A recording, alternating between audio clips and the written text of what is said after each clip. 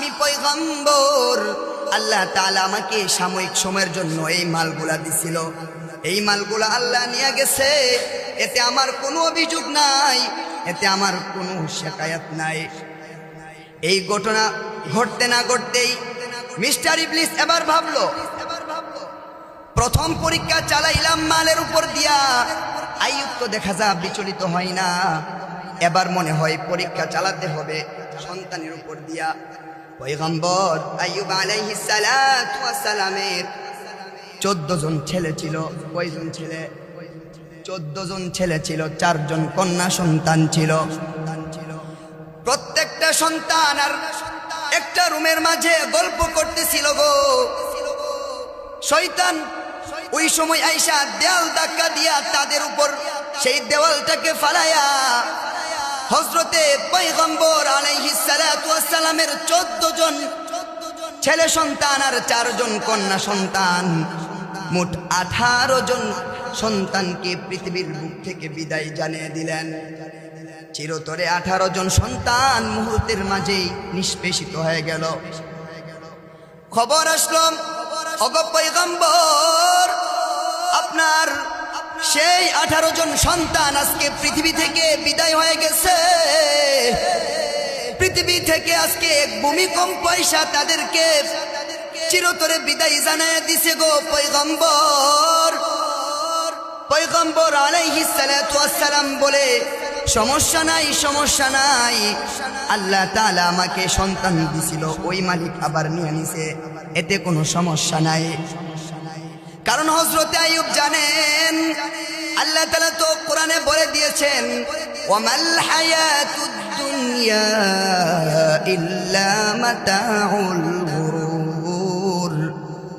ও দুনিয়ার মানুষ, দুনিয়ার বুকে তোমরা উপভোগ করার জন্য যেই সমস্ত জিনিস দেখো, আমি আল্লাহ তোমাদেরকে সাময়িক সময়ের জন্য এই জিনিসগুলা দিয়েছি গো।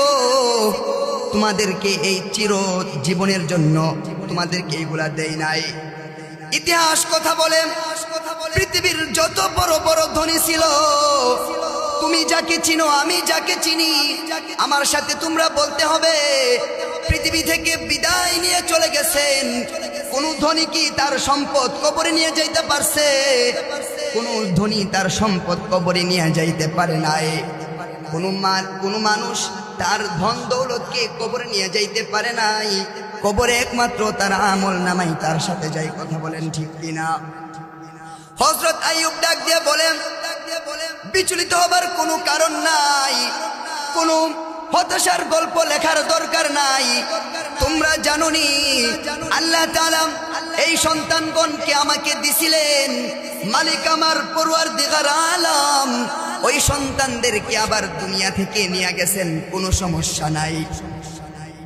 শয়তান আবার ভাবে, জানের উপর দিয়া দিলাম না, সমস্ত মালগুলাকে ধ্বংস কইরা দিলাম, আইয়ুব বিচলিত হয় না রে।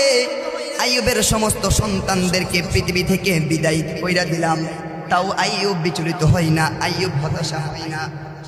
শয়তান এবার ভাবে, তাহলে আবার কাজ করতে হবে, জানের উপর দিয়ে সরাসরি আইয়ুবের শরীরে শারীরিকভাবে কোনো ক্ষতি করতে হবে। শয়তান করলেন কি, হযরতে আইয়ুবের শরীরের মাঝে শয়তান কিন্তু আগে থেকেই পাওয়ার নিয়ে আসছে। কার কাছ থেকে? আল্লাহর কাছ থেকে পাওয়ার নিয়ে আসছে। এবার শয়তান করলেন কি, আইয়ুব আলাইহিস সালাতু ওয়াস সালামের শরীরের মাঝে একটা কুষ্ঠ রোগ দিয়া দেয়। আইয়ুবের সারা শরীর সেই রোগে আক্রান্ত হয়ে যায়।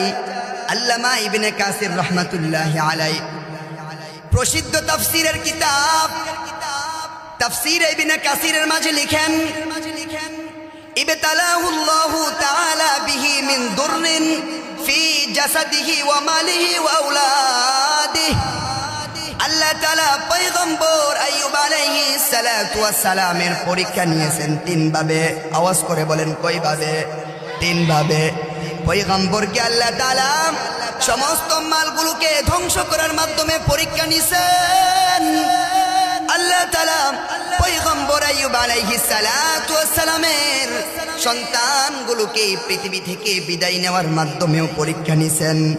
আল্লাহ তাআলা হযরতে আইয়ুব আলাইহিস সালাতু ওয়াস সালামকে অসুস্থ করার মাধ্যমে দীর্ঘ 18 বছর পর্যন্ত আল্লাহ তাআলা অসুস্থ রাইখা পয়গম্বর আইয়ুব থেকে আল্লাহ তাআলা পরীক্ষা নিছেন। হযরত আইয়ুব আলাইহিস সালাতু ওয়াস সালাম অসুস্থতার মাঝে যখন পড়ে গেলেন, আইয়ুবের এমন একটা অবস্থা হয়ে গেল, আইয়ুবকে আল্লাহ তাআলা মাল দিছিলেন, আইয়ুবকে আল্লাহ তাআলা সন্তান দিছিলেন, হযরত আইয়ুবকে আল্লাহ তাআলা চারজন স্ত্রীও দিছিলেন, বাদশাহী দিছিলেন, স্বর্ণের তখতা দিছিলেন। কিন্তু আইয়ুব অসুস্থ হওয়ার পরে সমস্ত স্ত্রীরা একজন বাদে সব স্ত্রীরা তাকে ছেড়ে চলে যায়।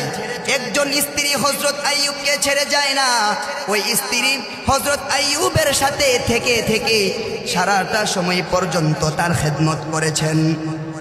আল্লামা ইবনে কাসির লিখেন, হযরতে আইয়ুব আলাইহিস সালাতু ওয়াস সালামের শারীরিক অবস্থা এমন হয়ে গিয়েছিল, হযরতে আইয়ুবের পুরোটা দেহ এমন একটা জায়গা বাকি ছিল না যেই জায়গাটার মাঝে পছন্দ ধরে নাই, পুক ধরে নাই। তিনি এভাবে উল্লেখ করেন, হাত্তা লাম ইয়াবকা মিন জাসাদিহি মাগরিজু ইবরাতিন আসসালিমান। সারাটা শরীরের মাঝে সুই ফুটানোর মতো সুস্থ কোনো জায়গা ছিল না। হযরতে আইয়ুব এমন অসুস্থ হয়ে গেছেন, অসুস্থ হওয়ার পরে গ্রামবাসীরা হযরতে আইয়ুব আলাইহিস সালাতু ওয়াস সালামের স্ত্রীকে আয়েশা বলেন, ও গো স্ত্রী রহিমা, তুমি আইয়ুবকে নিয়ে আগামীকাল এলাকা ছেড়ে চলে যেতে হবে। হযরতে আইয়ুব আলাইহিস সালাতু ওয়াস সালামকে যখন এলাকার মাঝে বসবাস করছিলেন, এবার শয়তান মানুষের কাছে গিয়া বলে, ও এলাকার মানুষ শুনো, ভালো করে শুনো, আইয়ুবের শরীরে যেই অসুস্থতা আসছে, যদি সেই অসুস্থতার বাতাস তোমাদের শরীরের মাঝে লাগে গো, তাহলে তোমাদের শরীরেও আইয়ুবের অসুস্থতা আইসা পড়বে। এই জন্য আইয়ুবকে এলাকা থেকে বের করিয়া দাও, আইয়ুবকে তোমরা এলাকা থেকে বের করে দাও।